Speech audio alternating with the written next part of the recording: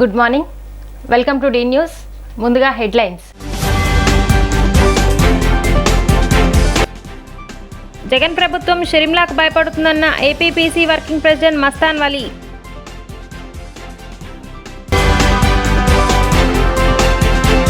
Telugu Desam party జాతీయ ప్రధాన కార్యదర్శి నారా లోకేష్ జన్మదిన వేడుకలు నిర్వహించిన టీడీపీ రాష్ట్ర కార్యదర్శి గన్నే ప్రసాద్.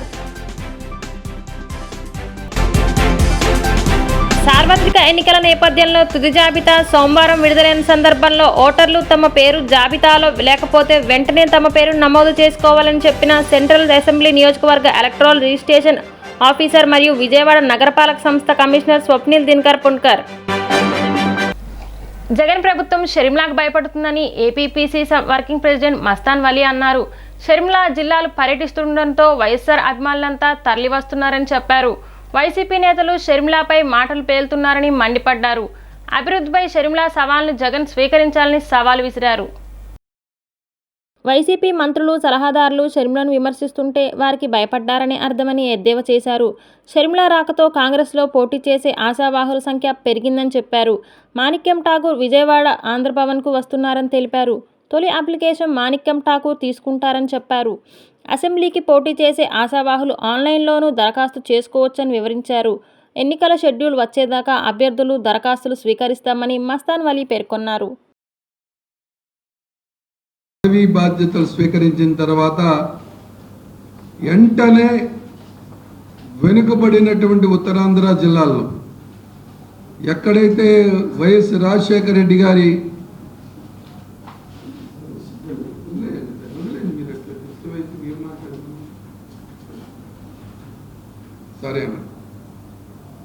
వైఎస్ రాజశేఖర రెడ్డి గారి బిడ్డ వైఎస్ షర్మిలమ్మ గారు ఆంధ్రప్రదేశ్ రాష్ట్ర కాంగ్రెస్ కమిటీ అధ్యక్షురాలుగా పదవీ బాధ్యతలు స్వీకరించిన తర్వాత వెంటనే ప్రజలలో ఉండాలి, ప్రజా సమస్యలు తెలుసుకోవాలి.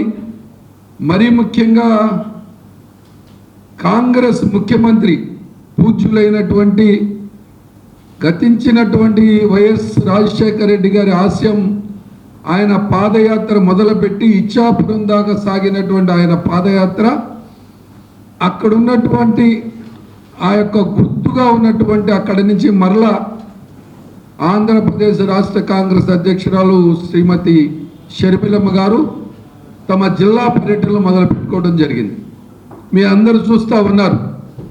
నిన్నటి రోజున షర్మిలమ్మ గారు రాగానే దుర్మార్గ ఆలోచన కలిగినటువంటి ఈ దేశ ప్రధాని ఆ రోజు వైఎస్ ప్రధానమంత్రిగా ఉన్నటువంటి వాజ్పేయి గారు రాజధర్మం పాటించాలి అని చెప్పి ముఖ్యమంత్రిగా నరేంద్ర మోడీ గారు ఉన్నప్పుడు ఎంతో చెప్పినటువంటి పరిస్థితి. కానీ ఇవాళ దేశంలో దేశ ప్రజలు దేశానికి అన్యాయానికి గురవుతున్నారు. యువత, మహిళలు, రైతాంగం అన్యాయానికి గురవుతున్నారు. వీళ్ళకి న్యాయం జరగాలని మణిపూర్లో క్రైస్తవుల మీద మరీ ముఖ్యంగా దేశంలో అణగారిన వర్గాలకి భారతీయులు నిరంకుశ పాలనలో కార్యకర్తలకు అండగా నిలిచిన నాయకుడు నారా లోకేష్ అని టీడీపీ రాష్ట్ర కార్యదర్శి గన్నే ప్రసాద్ అన్నారు. తెలుగుదేశం పార్టీ జాతీయ ప్రధాన కార్యదర్శి నారా లోకేష్ జన్మదిన వేడుకలు టీడీపీ రాష్ట్ర కార్యదర్శి గన్నే ప్రసాద్ తన కార్యాలయంలో టీడీపీ నాయకులతో కలిసి కేక్ కట్ చేసి ఘనంగా నిర్వహించారు. ఈ సందర్భంగా అన్న మాట్లాడుతూ జగన్ సర్కారు అక్రమ కేసుల నుంచి కార్యకర్తలకు అండగా నిలిచిన నాయకుడు నారా లోకేష్. అధికార పక్షం దాడులకు గురైన ప్రతి కుటుంబాన్ని ఆదుకొని తన నాయకత్వాన్ని యువగలం పాదయాత్రతో పోరాటమని చూపించడానికి అన్నారు.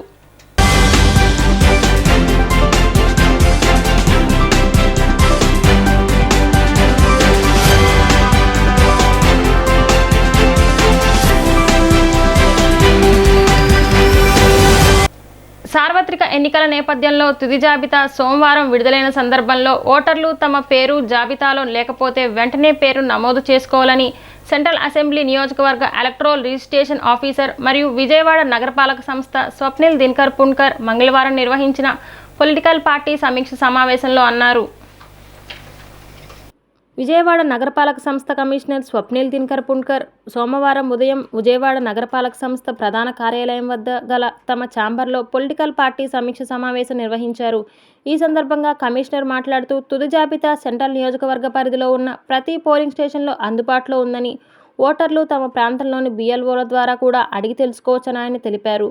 ఒకవేళ ఓటర్ల పేరు తుది జాబితాలో లేనట్లయితే వెంటనే ఫామ్ 6ను నింపి BLOలకు సమర్పించాల్సిందిగా కోరారు. సెంట్రల్ నియోజకవర్గ పరిధిలో మొత్తం 2,73,754 ఓట్లు ఉన్నాయని, అందులో మహిళల ఓట్లు 1,40,656 కాగా మగవారి ఓట్లు 1,33,048 ఉండగా ఇతర ఓట్లు 50 ఉన్నట్లు తెలిపారు. గత సమావేశంలో 1,400 కంటే ఎక్కువగా ఉన్న ఓటర్లకు ఉండే పోలింగ్ బూత్లో ఒక ఆక్సిలరీ బూత్ను ఏర్పాటు చేసేందుకు వసతులు ఉన్నాయో లేవో తెలుసుకోమని రమ్మని BLOలకు చెప్పగా ఆక్సిలరీ పోలింగ్ కేంద్రాలు ఏర్పాటు చేసేందుకు అనుకూలంగా ఉన్నాయని నివేదిక ఇచ్చారు. అలా మరో 5 పోలింగ్ కేంద్రాలు ఆక్సిలరీ పోలింగ్ కేంద్రాలుగా అదే పోలింగ్ బూత్లో రాబోతున్నాయని తెలిపారు. ఈ సమావేశంలో రాజకీయ పార్టీ ప్రతినిధులు Y Sundarpal YSRCP, Venkat BJP, SA Ansari Congress, N Veerabhadra Rao CPI, M Vinod Kumar Bahujan Samaj party, chief city planner GVS V Prasad, జెడ్సీ2 మాల్యాద్రి, డిప్యూటీ తహసీల్దార్ సురేష్ కుమార్ తదితరులు పాల్గొన్నారు.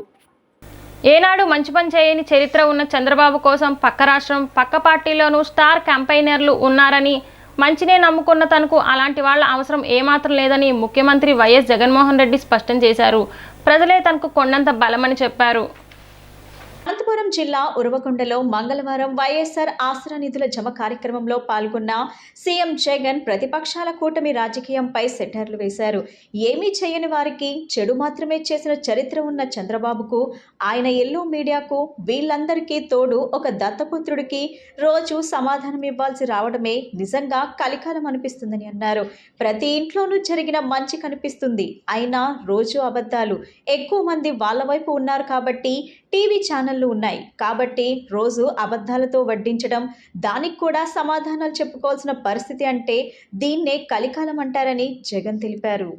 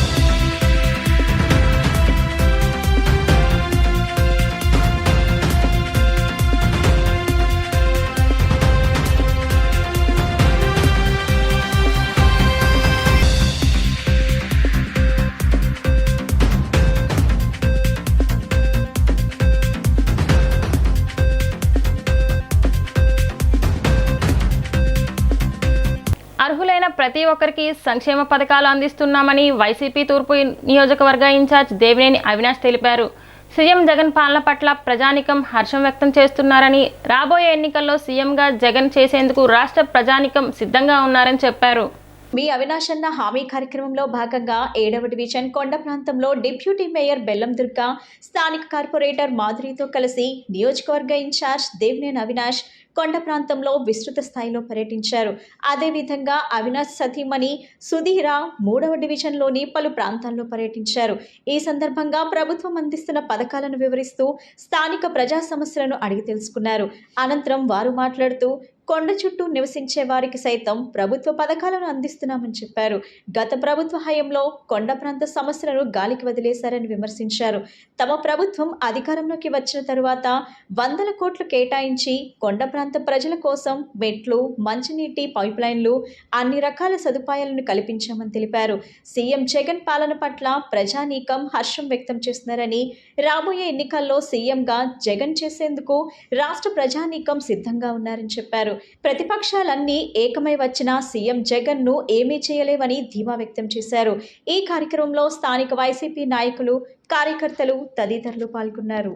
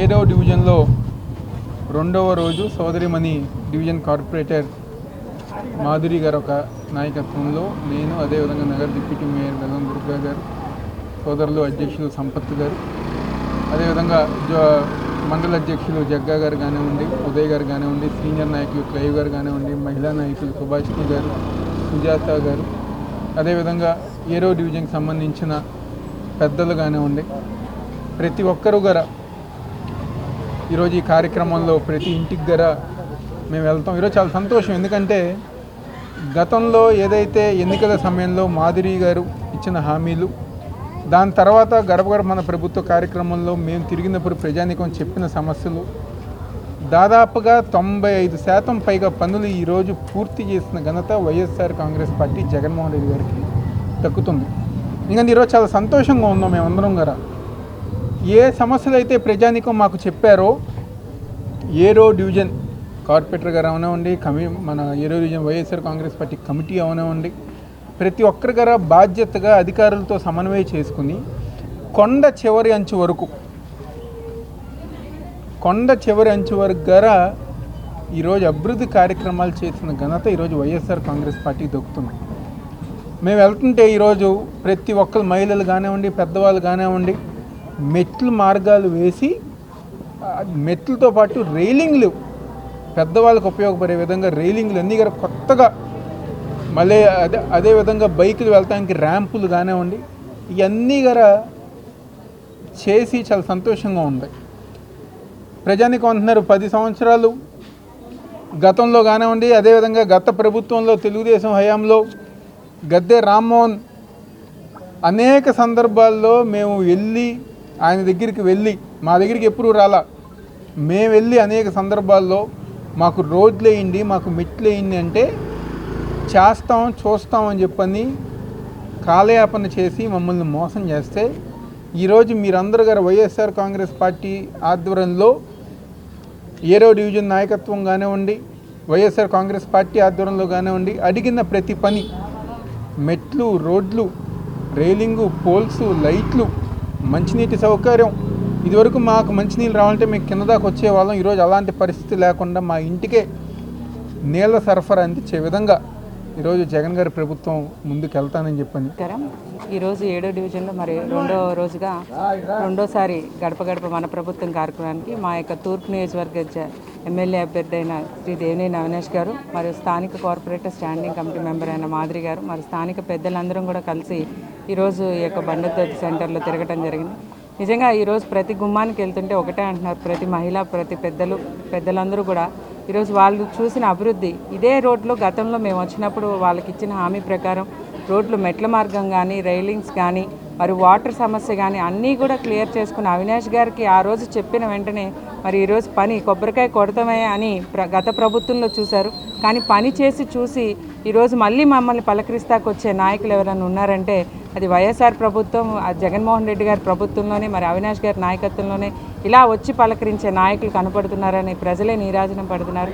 మరి ప్రతి ఇంటికి వెళ్తుంటే ప్రతి మహిళ ప్రతి పెద్దలు కూడా ఒకటే అంటున్నారు, స్వాగతిస్తూ మా ఇంట్లో పెన్షన్ వచ్చిందని మనం చెప్పే లోపలే వాళ్ళే చెప్పుకునే విధంగా ఈరోజు జగన్మోహన్ రెడ్డి గారు నిరుపేదలకి ఒక ఉన్నత స్థానంలో, పేదలందరినీ కూడా ఒక ఉన్నత స్థానంలో మరి వాళ్ళందరినీ చూడాలనే విధంగా ఈరోజు సచివాలయ వ్యవస్థ పెట్టారు. మరి ప్రజల వద్దకే పాలన తీసుకొచ్చే విధంగా వాలంటరీ సిస్టమ్ పెట్టారు. ఈ ఉన్న కొండ ప్రాంతాల వాసులైతే నిజంగా జగన్మోహన్ రెడ్డి గారికి గుడి కట్టాలనే విధంగా వాళ్ళు ఆశీర్వదిస్తుంటే చాలా సంతోషంగా ఉంది. ఎందుకంటే వాళ్ళు ఏ చిన్న సమస్య, ఏ చిన్న సర్టిఫికేట్ కావాలన్నా కొండ చివరి ప్రాంతం నుంచి కూడా కిందకి రావాలి, మరి 2-3 రోజులు తిరగాల్సి వచ్చేది. కానీ ఈరోజు సచివాలయం వ్యవస్థ పెట్టి మేము బాగున్నాము, మాకు పలకరింపు, మరి మా యొక్క సంక్షేమ పథకాలు కూడా తెలుసుకుని మాకు ఒక పక్క పెన్షన్ ఇస్తున్నారు తెల్లవారుజామున 5ంటికి, మరి మరో పక్క ప్రతి మహిళలకి కూడా పథకాలు చెందే విధంగా ఈరోజు ప్రతి అమ్మఒడి కాడి నుంచి చేయూత చేదోడు ప్రతి పథకం కూడా మేము తీసుకుంటున్నాం అని ప్రజలే నీరాజనం పడుతున్నారు. తప్పకుండా ఇవన్నీ ప్రజానీకం గమనించుకుంటూ రానున్న రోజుల్లో అక్కడున్న జగన్మోహన్ రెడ్డి గారిని, ఇక్కడున్న అవినాష్ గారిని అత్యంత మెజార్టీతో గెలిపిస్తామని ప్రజలే నీరాజనం పెడుతున్నారని చెప్తూ సెలవు తీసుకుంటాం. 7వ డివిజన్లో రెండో రోజు గడప గడప ప్రోగ్రాంకి ముఖ్య అతిథిగా విచ్చేసిన మన అభ్యర్థి దేవినేని అవినాష్ గారికి, మన డిప్యూటీ మేయర్ బెల్లం దుర్గా గారికి, 7వ డివిజన్ స్థానిక పెద్దలకి, మహిళా నాయకులకి మరియు విచ్చేసిన వాలంటీర్స్కి, ఆర్పీస్ అందరికీ ధన్యవాదాలండి. ఈరోజు మన రెండో రోజు చూసుకున్నట్టయితే కొండ ప్రాంతం అండి, చివరి వరకు వెళ్ళాము. గతంలో ఇన్నిసార్లు వచ్చిన నాయకులు ఎవరంటే మన దేవినేని అవినాష్ అన్న పేరే చెప్తున్నారు అందరూ. మళ్ళీ వచ్చే పలకరించే నాయకులు మీరేనని చెప్తున్నారు. అంత మాత్రమే కాకుండా అభివృద్ధి, మనం కొండ ప్రాంతం చూసుకున్నట్టయితే గతంలో వాటర్ ప్రాబ్లం ఉందండి, డ్రైనేజ్ ప్రాబ్లం ఉంది. ఇప్పుడు అన్నీ కంపల్సరీ లాస్ట్ మున్సిపల్ ఎలక్షన్ నుంచి ఇప్పుడు చూసుకున్నట్టయితే ప్రతిదీ సాల్వ్ అవడం జరిగింది. కొండ ప్రాంతంలో రైలింగ్ వేయడం జరిగింది, పెద్దవాళ్ళు ఇబ్బంది పడకుండా ప్రతి ఒక్క ఇంటికి పెన్షన్ అందుతుంది వాలంటీర్స్ వ్యవస్థ ద్వారా. అండ్ మనకి ఇక్కడ సచివాలయం పెట్టడం వల్ల ఏదైనా కావాలంటే వెంటనే ఎంఆర్ఓ ఆఫీస్ కానీ అట్లా వెళ్లకుండా మన వాలంటీర్లు మన దగ్గరకు వచ్చి ఇస్తున్నారండి అని ప్రతి ఒక్కరు సంతోషంగా చెప్తున్నారు. విజయవాడ నగరాభివృద్ధికి చంద్రబాబు ₹1 ఖర్చు పెట్టిన దాఖలాలు లేవని సెంట్రల్ నియోజకవర్గ YCP incharge MLA Vallampalli Srinivas విమర్శించారు. గతంలో బోండా ఉమా సెంట్రల్ నియోజకవర్గ అభివృద్ధిని తుంగలో తొక్కాడని దుయ్యబట్టారు. తమ్మ శ్రీరాములతో కలిసి ప్రతి ఇంటికి వెళ్లి కరపత్రం ఇస్తూ ప్రజలతో మాట్లాడుతూ పర్యటించారు. ఈ సందర్భంగా వెల్లంపల్లి మాట్లాడుతూ 64వ డివిజన్లోని స్థానిక సమస్యలపై ప్రత్యేక దృష్టి సారిస్తున్నామన్నారు. మా దృష్టికి వచ్చిన సమస్యలను తక్షణమే పరిష్కరిస్తున్నామని తెలిపారు. చంద్రబాబు నాయుడు పరిపాలనలో 64వ డివిజన్ను పూర్తిగా విస్మరించారన్నారు. అమరావతి పేరుతో రాష్ట్ర ప్రజలను చంద్రబాబు మభ్యపెట్టాడన్నారు. విజయవాడ నగర అభివృద్ధికి చంద్రబాబు ₹1 ఖర్చు పెట్టిన దాఖలాలు లేవన్నారు. సీఎం జగన్ ప్రభుత్వంలో కోట్ల రూపాయలు వెచ్చించి కృష్ణలంక రిటైనింగ్ వాల్, ఆర్ఓబి బ్రిడ్జ్లు అభివృద్ధి చేశారన్నారు. గతంలో బోండా ఉమా సెంట్రల్ నియోజకవర్గ అభివృద్ధిని తుంగలో తొక్కాడన్నారు.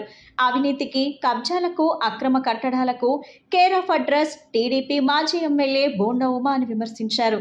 బోండా ఉమాను సెంట్రల్ నియోజకవర్గ ప్రజలు తిరస్కరించారన్నారు. చంద్రబాబు మోసపూరిత రాజకీయాలు రాష్ట్ర ప్రజలు నమ్మే పరిస్థితిలో లేరన్నారు. సెంట్రల్ నియోజకవర్గంలో మంచి మెజార్టీతో సీఎం జగన్ కు ఈ సీటు గిఫ్ట్గా ఇస్తామన్నారు. ఈ కార్యక్రమంలో స్థానిక వైసీపీ నాయకులు, కార్యకర్తలు తదితరులు పాల్గొన్నారు.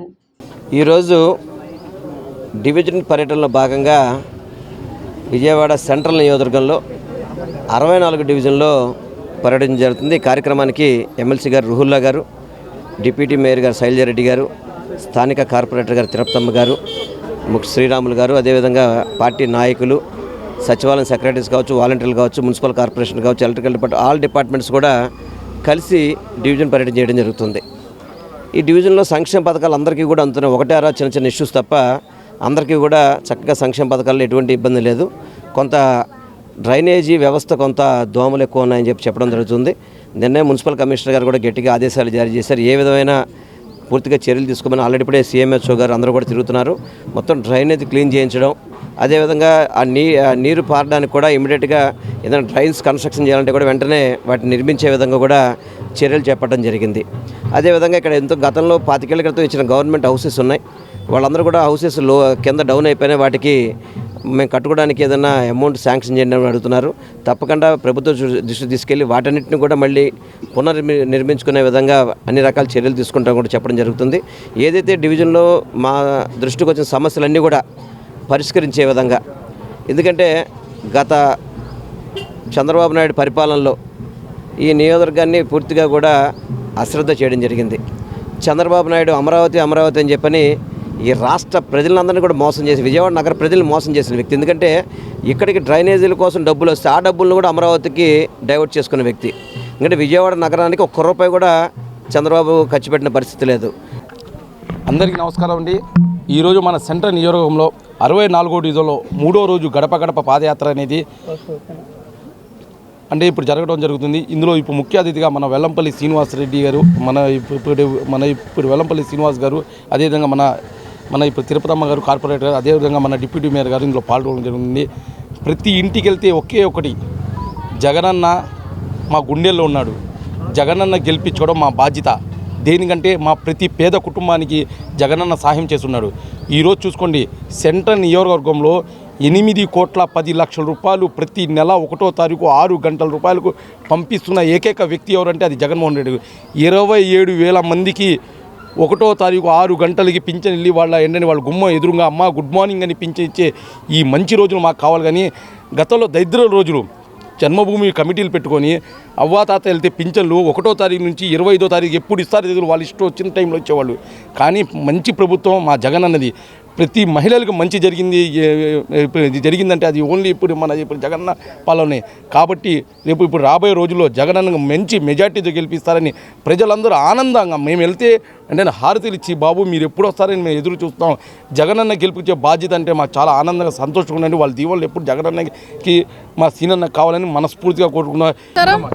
ఈరోజు సెంట్రల్ నియోజకవర్గంలో ఉన్నటువంటి 64వ డివిజన్లో మరి మనకి రేపు ఎమ్మెల్యే అభ్యర్థిగా ఉన్నటువంటి వెల్లంపల్లి శ్రీనివాసరావు గారి ఆధ్వర్యంలో, స్థానిక కార్పొరేటర్ గారు తిరుపతమ్మ గారి ఆధ్వర్యంలో మరి ప్రతి గుమ్మానికి వెళ్ళాం. ఏదైతే BV సుబ్బారెడ్డి స్కూల్ ఉందో మరి ఆ ఏరియాలో కూడా పర్యటన జరిగింది. ప్రతి ఒక్కళ్ళు కూడా జగనన్న ఇచ్చేటువంటి సంక్షేమ పథకాలు ఇన్ని పొందాము, మా ఇంట్లో అమ్మఒడి వచ్చింది, పిల్లవాడు చదువుకుంటా ఉన్నాడు, ఆరోగ్యం బాగోలేకపోతే మరి జగనన్న ఏదైతే ఆరోగ్య సురక్ష పెట్టారో మరి దాని ద్వారా మా కుటుంబంలో మేలు జరుగుతోంది అని చెప్తా ఉంటే చాలా సంతోషం.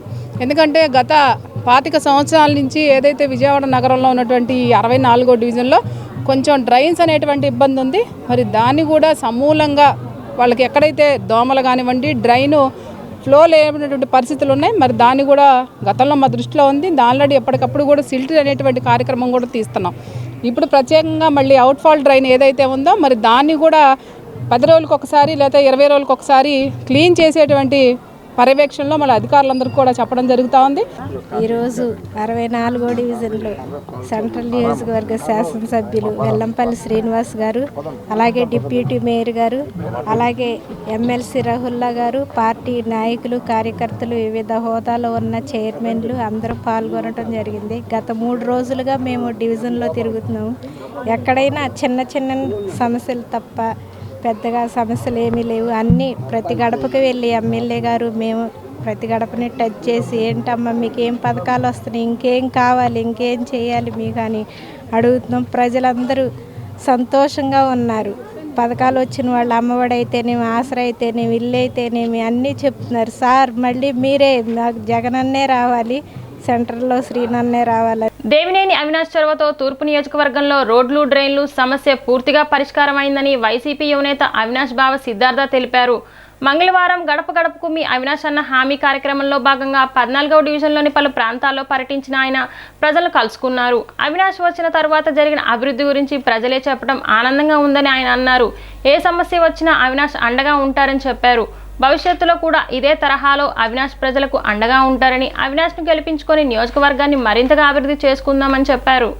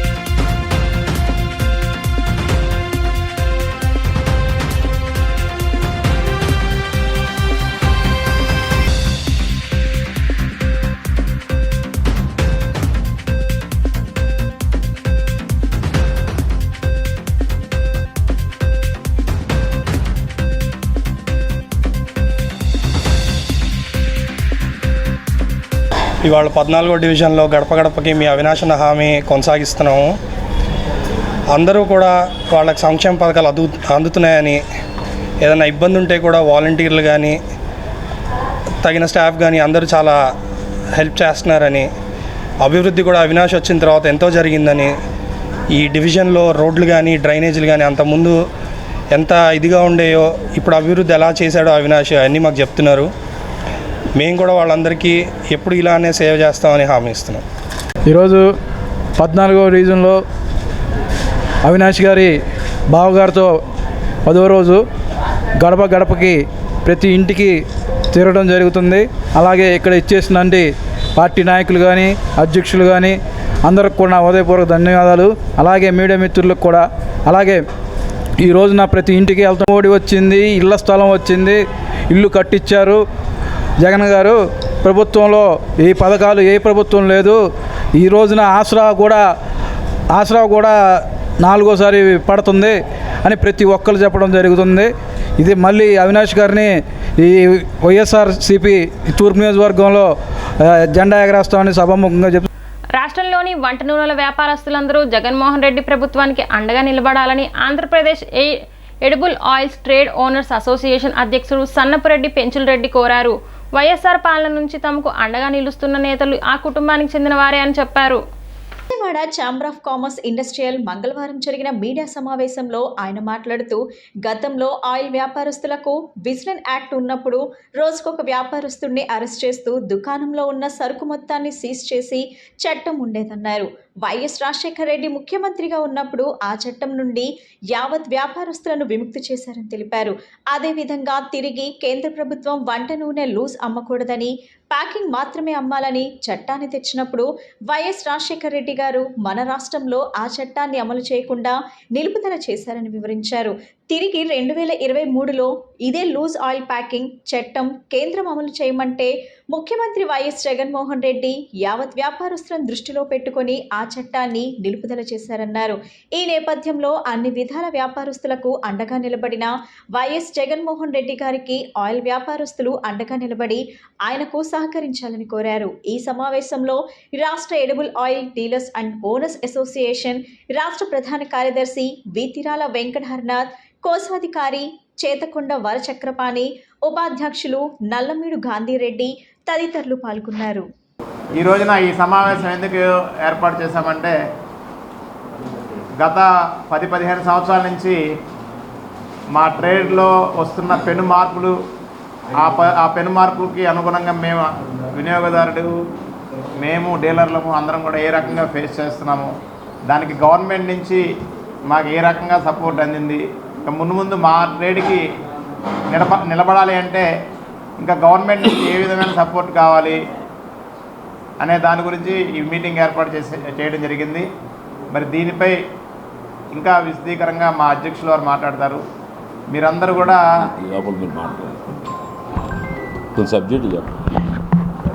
గతంలో మనం ఆయిల్ లూజ్గా అమ్మడం జరిగేది. ఆ తర్వాత సెంట్రల్ గవర్నమెంట్ దాన్ని ప్యాకింగ్ యాక్ట్లోకి తీసుకురావడం. ఈ ప్యాకింగ్ యాక్ట్ వచ్చిన తర్వాత మరి మా ట్రేడ్ అంతా కూడా చిన్న చిన్న వ్యాపారస్తులు ఎవరు కూడా బ్రాండింగ్ చేసుకునే పరిస్థితిలో లేక, ఆ మిషనరీస్ అవన్నీ పెట్టడం అంత స్తోమత లేక ట్రేడ్ అంతా కూడా పెద్ద వాళ్ళ చేతిలోకి వెళ్ళిపోతుంది. మీకు తెలుసు, మీడియాలో ఏ బ్రాండ్ అయితే ఇవాళ చూపిస్తున్నారో పబ్లిక్ అటువైపు తొందరగా అట్రాక్ట్ అవుతున్నారు.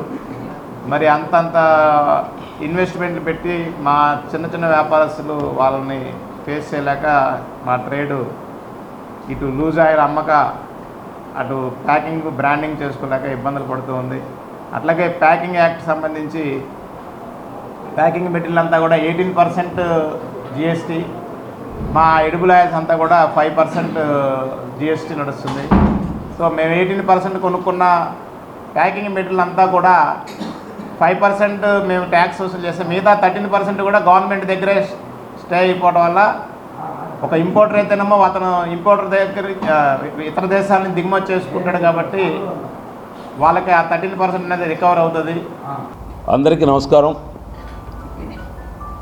ఈరోజు ఈ సమావేశం ఏర్పాటు చేసింది మా యొక్క డీలర్ సమస్యలు పురాతన కాలం నుంచి మేము వ్యాపారంలో, ఆ సమస్యలతో పాటు విపరీతమైన సమస్యలు మా ట్రేడ్ ఉన్నప్పుడు ఏ విధంగా గవర్నమెంట్లు మాకు సహకరించాయి, ఆ గవర్నమెంట్ సహకారం ఎంత తీసుకున్నాం, ఇప్పుడు మళ్ళీ అదేవిధంగా మా గవర్నమెంట్ సహకారం అందించాలని చెప్పి మీ ద్వారా వాళ్ళను విన్నవించుకునేదానికి ఈరోజు ప్రెస్ కాన్ఫరెన్స్ పెట్టాం. మా సెక్రటరీ గారు పెట్టిన సమస్య ఒకటి, ఇంకా కొన్ని ఉన్నాయి, అవన్నీ కూడా మీ ద్వారా తెలియజేసుకుంటామని. ఇదే వాణిజ్య వర్గాలు 1998-2000లో వ్యాపారం చేసేటప్పుడు అప్పుడు మనకు ఒక విజిలెన్స్ యాక్ట్ ఉండేది. ఆ విజిలెన్స్ యాక్టు రాను ఏ విధంగా గుదిబండి అయిందంటే, వ్యాపారస్తుడు ఇంట్లో నుంచి బయలుదేరి తిరిగి ఇంటికి పోవాలంటే నమ్మకం లేని పరిస్థితి. విజిలెన్స్ వాళ్ళు వచ్చి సరుకుతో పాటు ఆ యొక్క యజమానిని కూడా అరెస్ట్ చేసి జైలుకి పంపించేది. ఈ దారుణమైన యాక్ట్ని పక్క రాష్ట్రమైన తమిళనాడు, కేరళ ఎవరు ఇంప్లిమెంట్ చేయలేదు. ఒక ఆంధ్రప్రదేశ్ మాత్రం ఇంప్లిమెంట్ చేస్తుంది. యునైటెడ్ ఆంధ్రప్రదేశ్, ఇప్పుడు ఆంధ్రప్రదేశ్ కాదు, యునైటెడ్ ఆంధ్రప్రదేశ్ ఇంప్లిమెంట్ చేస్తుంది. దీని మీద మా వ్యాపారస్తులు న్యాయం చేయాలని చెప్పి మేము చాలాసార్లు అప్పుడు గవర్నమెంట్ని కూడా వేడుకోవటం భారత సైన్యంతో బ్రిటిష్ వారిని గడగడలాడించిన వ్యక్తి సుభాష్ చంద్రబోస్ అని టీడీపీ పొలిట్ బ్యూరో సభ్యుడు బొండా ఉమా అన్నారు. ఆ మహానుభావుడు గొప్పతనాన్ని భావితరాలకు తెలపాల్సిన బాధ్యత అందరిపై ఉందన్నారు. జనసేన టీడీపీ ఆధ్వర్యంలో 27వ డివిజన్ దుర్గాపురంలోని సుభాష్ చంద్రబోస్ జయంతి వేడుకలు జరిగాయి. ఈ సందర్భంగా ఆయన విగ్రహానికి బొండా ఉమా పూలమాలలు వేసి నివాళులర్పించారు. ఆ మహానుభావుడు దేశం కోసం ప్రాణత్యాగం చేశారన్నారు.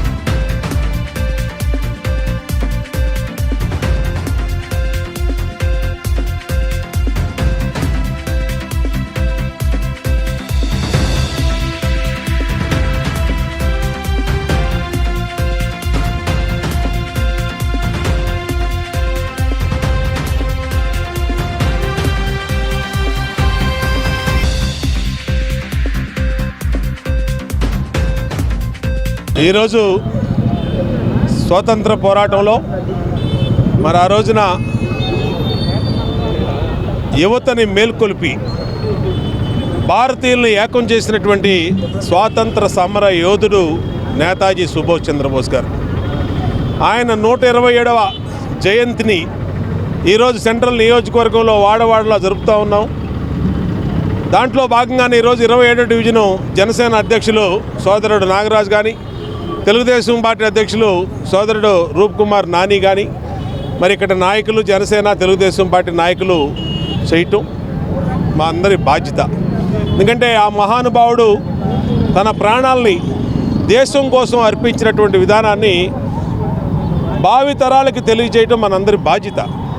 ఆ రోజు సుభాష్ చంద్రబోస్ గారు రవి అస్తమించని బ్రిటిష్ సామ్రాజ్యాన్ని తన సైన్యంతో, తన భారత సైన్యంతోనే గడగడలాడించినటువంటి వ్యక్తి సుభాష్ చంద్రబోస్ గారు.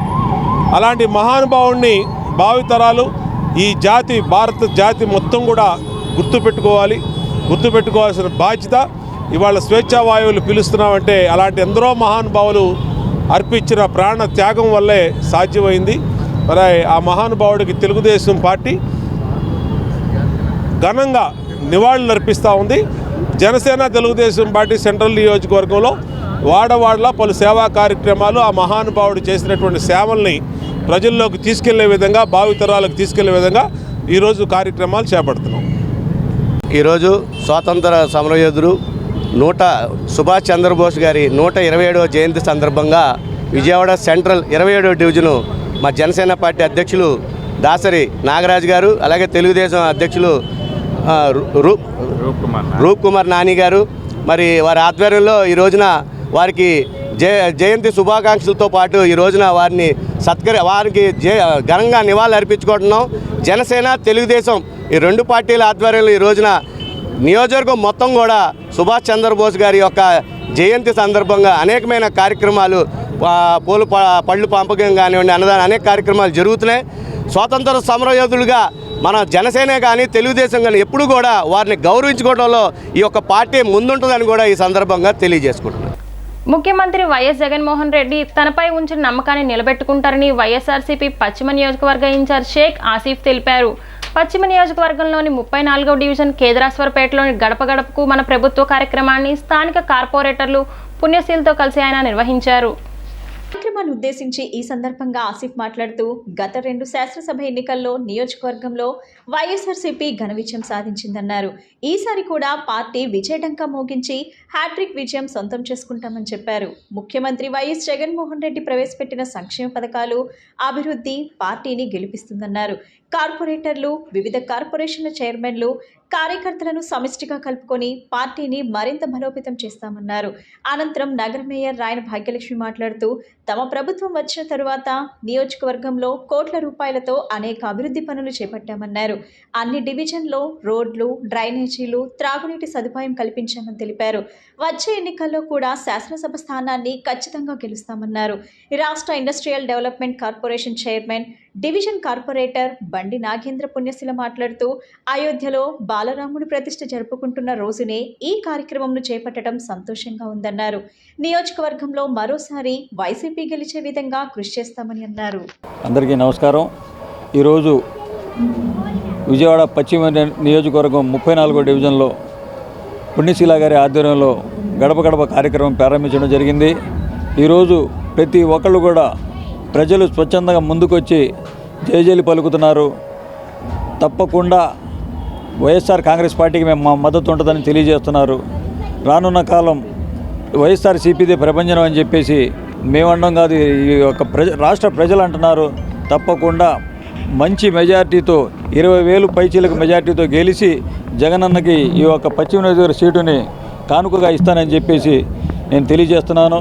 అలాగే మా పార్టీ నాయకులు, కార్పొరేటర్లు, అలాగే చైర్మన్లు, మా నగర మేయర్ రాయన భాగ్యలక్ష్మి గారు, అలాగే మా స్థానిక కార్పొరేటర్ అయిన పుణ్యశీల గారు అందరూ సహకారంతో నడుస్తూ ప్రజల సమస్యలు తెలుసుకుంటూ ముందుకెళ్తున్నాం. రానున్న కాలం వైఎస్ఆర్సీపీ జెండా రెపరెపలాడడం ఖాయం. పశ్చిమ నియోజకవర్గ సీటుని జగన్మోహన్ రెడ్డి గారికి కానుకగా ఇవ్వడం ఖాయమని చెప్పేసి ఈ మీడియా ద్వారా తెలియపరుచుకుంటున్నాను. స్థానిక మా 34వ డివిజన్లో విజయవాడ పశ్చిమ నియోజకవర్గంలో మరి గౌరవ ముఖ్యమంత్రి వర్యులు శ్రీ వైఎస్ జగన్మోహన్ రెడ్డి గారి ఆదేశానుసారం మరి పశ్చిమ నియోజకవర్గ ఎమ్మెల్యే అభ్యర్థిగా అవకాశం చేజిక్కించుకున్నటువంటి ఆసిఫ్ అన్నకు ముందుగా హృదయపూర్వక ధన్యవాదాలు, అభినందనలు తెలియజేస్తూ మరి మా వార్డు నుంచే ఈరోజు శుభప్రదంగా అయోధ్య రాముడి విగ్రహ ప్రతిష్టాపన రోజే మరి శుభారంభంగా మరి మా డివిజన్లో ప్రారంభించుకోవటం అనేది శుభసూచకంగా భావిస్తూ మరి మా నగర మేయర్ గారు, మా గౌరవ కార్పొరేటర్లు, యావత్ వైఎస్ఆర్సీపీ కుటుంబ సభ్యులందరూ, మా డివిజన్ పెద్దలు అందరం కూడా కలిసి ఆయనకి అభినందనలు తెలియజేస్తూ మరి ఈ కార్యక్రమాన్ని ప్రారంభించుకోవటం జరిగింది. మరి ఖచ్చితంగా మరి ఆసిఫ్ అన్న విజయపథంలో మరి జగన్మోహన్ రెడ్డి గారి ముందు నిలబడతారని మనస్ఫూర్తిగా కోరుకుంటూ ఆ దైవాశీస్సులు, ప్రజల ఆశీస్సులు, మరి జగనన్న ఆశీస్సులు కూడా మరి ఆసిఫ్ అన్నకు తోడుగా ఉంటాయని మనస్ఫూర్తిగా అభినందనలు తెలియజేస్తున్నాను. పశ్చిమవర్గ వైఎస్ఆర్ కాంగ్రెస్ పార్టీ అభ్యర్థిగా జగన్మోహన్ గారు నిర్ణయించిన షేక్ ఆసిఫ్ గారి విజయాన్ని కాంక్షిస్తూ తొలిసారిగా 34వ డివిజన్ మా సోదరి పుణ్యశీల గారి వార్డు నుంచి పెద్ద ఎత్తున పార్టీ శ్రేణులు, అభిమానులు వెంటరాగా భారీగా ఇవాళ ప్రజాస్పందన మధ్య ఆసిఫ్ గారి విజయయాత్ర సాగుతూ ఉంది. ఈ యాత్ర రేపటి ఎన్నికల్లో ఆసిఫ్ గారు విజయ దుదుంబి మోగించి జగన్మోహన్ రెడ్డి గారికి పశ్చిమవర్గ ఎమ్మెల్యే సీటు కానుక ఇచ్చే వరకు కూడా కొనసాగుతుందని ఈ సందర్భంగా తెలియజేస్తూ ఈనాటి జగన్మోహన్ రెడ్డి గారు ఏదైతే అభివృద్ధి సంక్షేమ పాలనకి ప్రజానికి యావత్తు బ్రహ్మరథం పడుతుందో దానికి సూచిగా ఈరోజు ఈ యొక్క విజయయాత్ర కొనసాగుతుంది. తప్పనిసరిగా పార్టీ శ్రేణులందరూ కూడా రేపు ఏదైతే మా జగన్మోహన్ రెడ్డి గారు చెప్తా ఉన్నారో వైనాట్ 175 నినాదాన్ని సాకారం చేస్తూ ఈ పశ్చిమ వర్గాన్ని ఆసిఫ్ గారి గెలుపు ద్వారా సాకారం చేస్తారని ఈ సందర్భంగా తెలియజేస్తా ఉన్నాం. అయోధ్యలో బాలరాముడి ప్రాణ ప్రతిష్ఠ మహోత్సవం సకల జీవకోటికి పండుగ లాంటిదని లెనిన్ సెంటర్లో శ్రీ నాగ సాయిబాబా నాగమానసాదేవి అమ్మవారి మందిరం నిర్వాహకులు సుధాస్వామి అన్నారు. ఎన్నో ఏళ్లుగా ఎదురు చూస్తున్న కళ సాకారమైన వేళ ప్రజలందరూ ఆనందంగా రామజపం చేస్తూ దీపాలు వెలిగించి పూజలు చేస్తారన్నారు. అయోధ్య రామ మందిరంలో బాలరాముడి ప్రాణప్రతిష్ఠ సందర్భంగా విజయవాడ గవర్నర్పేట లెనిన్ సెంటర్ శ్రీ నాగసాయిబాబా నాగమానసాదేవి అమ్మవారి మందిరంలో రామనామ భజన కార్యక్రమాన్ని నిర్వహించారు. సీతారాముల చిత్రపటాన్ని ఏర్పాటు చేసి పూజలు చేశారు. ఆంజనేయ స్వామికి పూజలు చేశారు. ప్రత్యేక హారతులు ఇచ్చారు. దీపాలు వెలిగించారు. అనంతరం ఆలయ నిర్వాహకులు సుధాస్వామి మాట్లాడుతూ జనవరి 22వ తేదీ రామభక్తులకు సంతోషకరమైన రోజు అని అన్నారు. భారత పౌరులందరూ ఎదురు చూసిన శుభతరుణం అని పేర్కొన్నారు. అయోధ్యలో బాలరాముడి ప్రాణప్రతిష్ఠ అత్యంత వైభవంగా నిర్వహించారన్నారు. ప్రతి ఇంటిలో అందరూ రామనామం చేసుకుంటూ స్వామివారి కృపకు పాత్రులు కావాలన్నారు. రామనామాన్ని అత్యంత వైభవంగా నిర్వహించి స్వామివారికి పూజలు చేసి హారతులు ఇవ్వటం జరిగిందన్నారు. శ్రీ రామచంద్ర ప్రభు ఆశీస్సులు జీవకోటిపై ఉండాలన్నారు. అందరికీ రామభక్తులందరికీ చాలా సంతోషకరమైనటువంటి రోజు ఈరోజు. ఎన్నో ఏళ్ళగా భారత పౌరులందరూ ఎదురు చూస్తున్నటువంటి గొప్ప శుభతరుణం ఈరోజు అయోధ్య రామయ్య ప్రాణప్రతిష్ఠ కార్యక్రమం అత్యంత వైభవంగా నిర్వహించారు. అయోధ్యలో మన భారత ప్రధాని మోడీ గారు ఆయనకి భారతదేశ ప్రజలందరూ ప్రత్యేక శుభాకాంక్షలు తెలియజేస్తున్నాం. అలాగే ప్రతి ఇంట్లోనూ మనం అందరూ కూడా రామనామం భజనలు రామనామం చేసుకుంటా ఆ స్వామివారికి కృపకి మనం అందరం పాత్రులు కావాలని ఈరోజు విజయవాడ గవర్నర్పేట లెనిన్ సెంటర్ శ్రీ నాగసాయిబాబా నాగమానసాదేవి అమ్మవారి మందిరంలో ఈరోజు రామనామాన్ని అత్యంత వైభవంగా నిర్వహించి ఆ స్వామివారికి హారతి ఇచ్చి పూజలు చేసి భక్తులందరూ కూడా మహిళా భక్తులందరూ కూడా ఈరోజు షిర్డీ నాగసాయిబాబా మందిరంకి ఇచ్చేసి రామనామం భజనలో పాల్గొని ఆ రామయ్య తండ్రి యొక్క ఆశీస్సులు అందుకోవడానికి వచ్చినటువంటి భక్తులందరికీ కూడా మా మందిరం తరపున ప్రత్యేక శుభాకాంక్షలు తెలియజేస్తున్నాం. శ్రీరామచంద్ర ప్రభు యొక్క ఆశీస్సులు మన అందరికీ భారతదేశ ప్రజలందరికీ కూడా కాకుండా ప్రపంచంలో ఉన్నటువంటి ఎవరైతే ఉన్నారో ప్రతి మానవుడికి కూడా జీవకోటి రాశికి ఆయన ఆశీస్సులు అవసరం. రాబోయే కాలంలో ఇంకా గొప్పగా ఈ రామనామం మేము ప్రత్యేకంగా నిర్వహిస్తాము. స్వామివారిని మా కుటుంబంలో ఒకటిగా మేమందరం కూడా ఆయన్ని కొలుసుకుంటున్నాము. ఎన్నో ఏళ్ళగా ఎదురు చూస్తున్నటువంటి తరుణం ఈ రోజు రావడం మా అందరికీ శుభదినం. ఈ కార్యక్రమాన్ని మేము కూడా మా మందిరంలో చేసినందుకు ఆ భగవంతుడు శ్రీరామచంద్ర ప్రభు యొక్క ఆంజనేయ స్వామి సీతామహాలక్ష్మి అమ్మవారి అనుగ్రహం ఆశీస్సులు అందరికి ఉండాలని మరొకసారి నగర ప్రజలందరికీ కూడా భక్తులందరికీ కూడా శుభాకాంక్షలు తెలియజేస్తూ సెలవు తీసుకున్నాం. అయోధ్య రామ మందిరంలో బాలరాముని విగ్రహ ప్రాణ ప్రతిష్ఠ మహోత్సవం కన్నుల పండుగగా జరిగిన సంగతి తెలిసిందే. ఈ అద్భుత ఘట్టం సందర్భంగా దేశవ్యాప్తంగా కళాకారులు వివిధ రూపాల్లో ఆధ్యాత్మిక సాంస్కృతిక కార్యక్రమాలు నిర్వహించారు. విజయవాడలోని హనుమంతరాయ్ గ్రంథాలయంలో మహానటి సావిత్రి కళాపీఠం ఆధ్వర్యంలో అయోధ్య రాముని సంకీర్తనలు, రామయ్య సినీ భక్తి గీతాలను గాయని గాయకులు మృదుమధురంగా ఆలపించి ప్రేక్షకుల హృదయాలలో భక్తి భావాన్ని నెలకొల్పారు. మహానటి సావిత్రి కళాపీఠం వ్యవస్థాపకురాలు పరుచూరి విజయలక్ష్మి మాట్లాడుతూ బాలరాముని విగ్రహ ప్రాణప్రతిష్ఠ మహోత్సవం నాడు తమ సంస్థ తరపున రామయ్య భక్తి గీతాలాపన కార్యక్రమం నిర్వహించడం ఆనందంగా ఉందని తెలిపారు. తాము అక్కడకు వెళ్ళలేకపోయినా భక్తిని మాత్రం చాటుకున్నామని చెప్పారు. ఈరోజు భారతీయుల సుదినం అండి. 400 సంవత్సరాల చరిత్రలో భారతీయులు దేనికోసమైతే ఎదురు చూసామో ఈ రోజున ఆ బాలరాముడి విగ్రహ ప్రతిష్ఠ జరగటం అయోధ్యలో చాలా సంతోషకరమైన విషయం అండి. మేము అంత దాకా వెళ్ళలేకపోయినా మా సావిత్రి కళాపీఠం ఆధ్వర్యంలో ఒక చిన్న అయోధ్యలాగా చిన్న కార్యక్రమంగా మేము హనుమంతరాయ గ్రంథాలయంలో పెట్టి అందరినీ ఆహ్వానించి సంగీతంగా పాటలు పాడిస్తూ ఎంతోమంది కళాకారులకు అవకాశం ఇస్తూ ఇంత మంచి కార్యక్రమం చేయడానికి మాకు భగవంతుడు అవకాశం ఇచ్చినందుకు ముందు ధన్యవాదాలు తెలియజేసుకున్నాము. ఇక ముందు కూడా ఒక ఆధ్యాత్మికే కాదు సాంఘికమే కాదు అన్ని రకాలుగా కూడా ఏ కార్యక్రమంలో ఉన్నా సావిత్రి కళాపీఠం ముందుంటుందని అందరికీ తెలియజేసుకుంటూ నిజంగా మీరందరూ కూడా ఒకసారి హనుమంతరాయ గ్రంథాలయంలో ఈ వేదిక మీద చూస్తే కనుక చాలా ఆనందపడతారు. అంటే అంత కష్టపడి ఒక చిన్న రాముడి గారి కోసం అంత చేయాల్సి వచ్చింది. చాలా సంతోషంగా ఉందండి. అట్లాగే మీ అందరికి కూడా ధన్యవాదాలు తెలియజేసుకుంటూ సెలవు తీసుకుంటాం. రాష్ట్ర స్థాయిలో అత్యున్నత సర్వీస్ అయిన గ్రూప్ 1 పోస్టుల భర్తీకి Andhra Pradesh public service commission APPSC notification విడుదల చేసిన విషయం తెలిసిందే. అయితే తాజాగా గ్రూప్ 1 దరఖాస్తుల స్వీకరణ గడువు పొడిగిస్తున్నట్లు ఏపీపీఎస్సీ మంగళవారం ఓ ప్రకటనలో పేర్కొంది. ఈ నెల 28 వరకు పొడిగించినట్లు తెలిపింది. కొత్త అభ్యర్థులకు తొలుత కమిషన్ వెబ్సైట్లో తమ ప్రొఫైల్ రిజిస్ట్రేషన్ చేసుకొని OTPRతో దరఖాస్తు చేసుకోవాలి. అబ్జెక్టివ్ తరహాలో మార్చి 17న ఆఫ్లైన్లో నిర్వహించనున్నట్టు సర్వీస్ కమిషన్ పేర్కొంది. కమిషన్ ప్రకటించిన గ్రూప్ 1 విభాగంలో 9 డిప్యూటీ కలెక్టర్లు, 18 అసిస్టెంట్ ట్యాక్స్ కమిషనర్స్ పోస్టులు, 26 deputy police superintendents, RTO, grade 2 municipal commissioners, జిల్లా బీసీ సంక్షేమ వంటి ఉన్నత స్థాయి పోస్టులు ఉన్నాయి. గ్రూప్ 1 ప్రిలిమ్స్లో 2 పేపర్లు సైతం ఆఫ్లైన్లో ఆబ్జెక్టివ్ విధానంలోనే నిర్వహించనున్న విషయం తెలిసింది. బులెటిన్ ముగించే ముందు ముఖ్యాంశాలు మరొకసారి.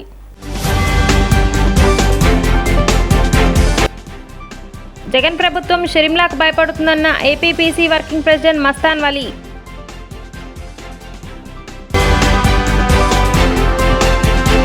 తెలుగుదేశం పార్టీ జాతీయ ప్రధాన కార్యదర్శి నారా లోకేష్ జన్మదిన వేడుకలు నిర్వహించిన టీడీపీ రాష్ట్ర కార్యదర్శి గన్నే ప్రసాద్. సార్వత్రిక ఎన్నికల నేపథ్యంలో తుది జాబితా సోమవారం విడుదలైన సందర్భంలో ఓటర్లు తమ పేరు జాబితాలో లేకపోతే వెంటనే తమ పేరు నమోదు చేసుకోవాలని చెప్పిన సెంట్రల్ అసెంబ్లీ నియోజకవర్గ ఎలక్టరల్ రిజిస్ట్రేషన్ ఆఫీసర్ మరియు విజయవాడ నగరపాలక సంస్థ కమిషనర్ స్వప్నిల్ దినకర్ పున్కర్. డి న్యూస్కి సమాప్తం.